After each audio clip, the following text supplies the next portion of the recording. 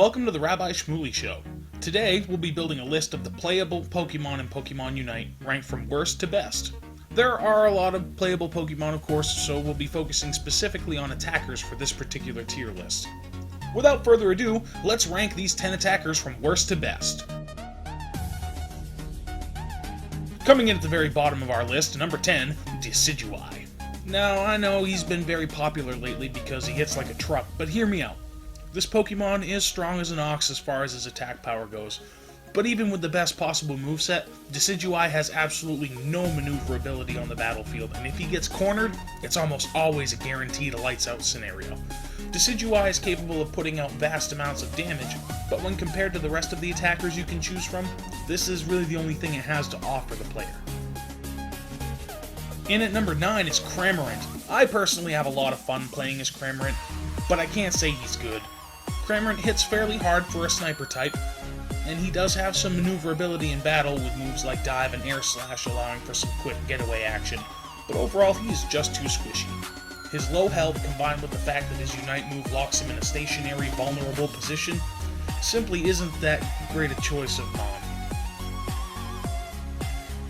At number 8 we have Alolan Ninetales. This is my personal favorite Pokemon, and while I do believe that this Mon can be A+ rank if used appropriately, the fact of the matter is that in most players' hands, she isn't very good. This Pokemon doesn't have any emergency exit moves or dodges, and its Unite move is both weak and unintimidating. And if used appropriately, Dazzling Glare and Avalanche make an incredible crowd control mechanism. But pound for pound, this Pokemon just doesn't stack up, and really requires a partner to be used effectively. In our number 7 spot, we have Sylveon. Sylveon is a ton of fun to play and has a pretty varied moveset. However, even with its optimum moveset, this Mon is wildly ineffective in the hands of a player that doesn't have the skill to use it. Hyper Voice does a ton of damage, but it relies on the player placing it perfectly and maintaining the perfect angle and distance from the target in order to do any real damage at all. And its other choice move, Mystical Fire, is a fantastic offensive dodge, but in most cases it simply just doesn't pack enough of a punch to put down your opponents without significant help from your teammates. In summation, this Pokemon is a great choice for highly skilled players, but in the hands of the general public, this champ is more of a chump. At number 6 we have Gardevoir. Gardevoir is what you might call a glass cannon. Capable of putting out a ton of damage quickly in the right hands, but having a pathetic pool of health, it's no surprise that this Pokemon is quite difficult to use. It has great offensive potential, but as with most glass cannon builds, it relies on either perfect placement of its moveset or interference being run by a teammate in order to be effective in combat. This Pokemon doesn't have any real getaway moves, and instead relies on raw damage output to protect it. If you aren't a truly skilled player, you will find your Gardevoir dying a lot, and you will have little to show for it. At number 5, we have Venusaur. Venusaur is a middle-of-the-road kind of Pokemon. It has good damage potential, good survivability, a good health pool, and good defense, but never truly shines in any of these aspects. A position fitting a classic starter Pokemon, this Mon is perfectly average and it requires much less skill to play than some of the others on this list, so it's ideal for new players to use while they get used to the game.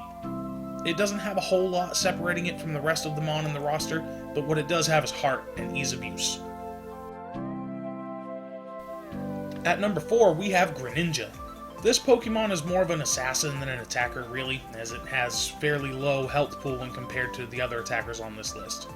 What it lacks in HP, however, it more than makes up for in sheer damage output and survivability. With moves like Double Team for getting away from threats and dealing damage, and the classic Water Shuriken going for it, this Pokemon is capable of putting out vast amounts of damage while maintaining sufficient distance to take very little damage itself. It isn't particularly easy to play, and requires a skilled and steady hand to use effectively, but if you can pull it off, Greninja is a total badass.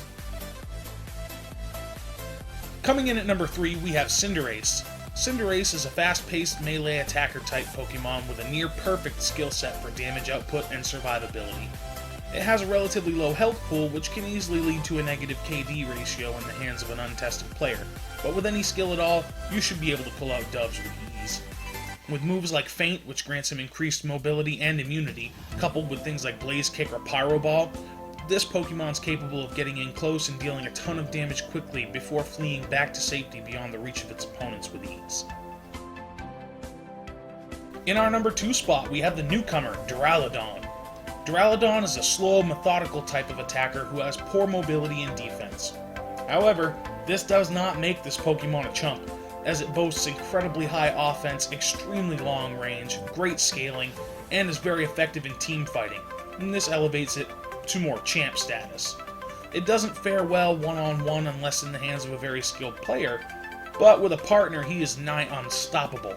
With moves like Flash Cannon capable of dealing death from half the map away, and Stealth Rock to keep your unfortunate victims trapped within your line of sight, this Pokemon is capable of turning the tide of battle practically on its own.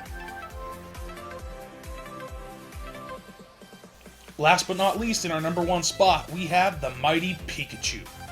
Pikachu is the classic face of the Pokemon franchise, easily the most recognizable pocket monster in the entire world, spanning many cultures, time zones, and geographical locations.